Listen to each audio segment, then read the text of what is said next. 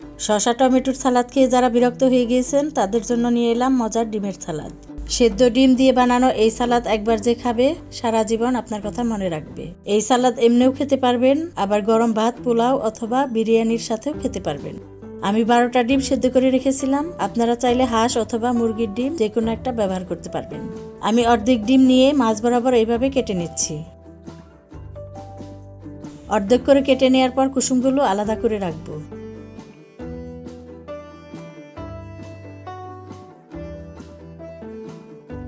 কুসুমগুলো আলাদা করে সাদা অংশগুলোকে এইভাবে কেটে নিচ্ছি। ডিমের কুসুমগুলো পরে মিশিয়ে নিব।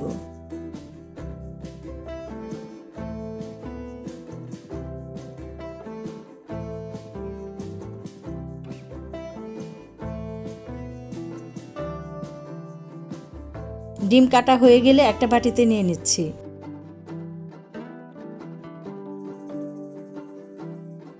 এবার বাকি ডিমগুলোকে কুসুম সহ এইভাবে কেটে নিচ্ছি, যাতে খাওয়ার সময় ভালো লাগে।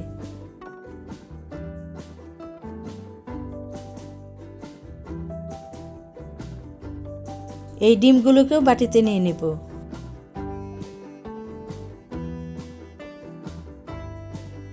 এরপর আলাদা করে রাখা কুসুমগুলোকে হালকা কেটে বাটিতে দিয়ে দিচ্ছি। এবার ধনিয়া পাতা আর পেঁয়াজের কলি কুচি করে কেটে দিয়ে দিচ্ছি। 2টা কাঁচামরিচ কুচি করে কেটে দিচ্ছি। তবে যারা জাল কম খান তারা বাদ দিতে পারেন, তবে জাল বেশি হলেই খেতে বেশি মজার হয়। আমরা বাংলাদেশি মানুষরা ঝাল ঝাল খাবার খেতে কিন্তু বেশি পছন্দ করি। কাঁচামরিচ দেওয়ার পর পেঁয়াজ কুচি দিচ্ছি হাফ কাপের মতো।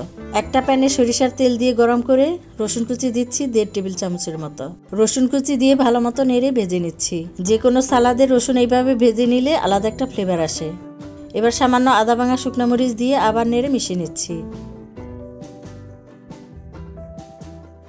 হাফ চা চামচ লাল মরিচ গুঁড়া দিয়ে ভালো মতো নেড়ে মিশিয়ে নিব।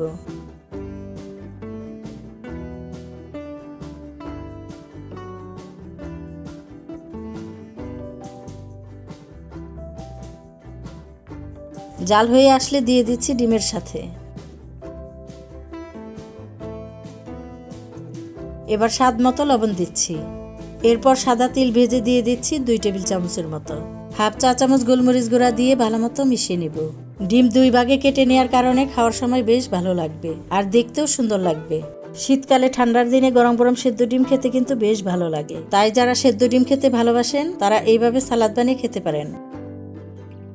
এইভাবে সালাদ বানিয়ে ফ্রিজেও রেখে দিতে পারবেন আর খাওয়ার সময় বের করে খেতে পারবেন। ভালো মতো নেড়ে মিশিয়ে পরিবেশন করে নেব। বানিয়ে দেখতে পারেন, শসার সালাদের চাইতেও বেশি মজা পাবেন। ভালো লাগলে শেয়ার করে রাখতে পারেন। আজকের মতো বিদায় নিচ্ছি। সবাই ভালো থাকবেন, সুস্থ থাকবেন। আল্লাহ হাফেজ।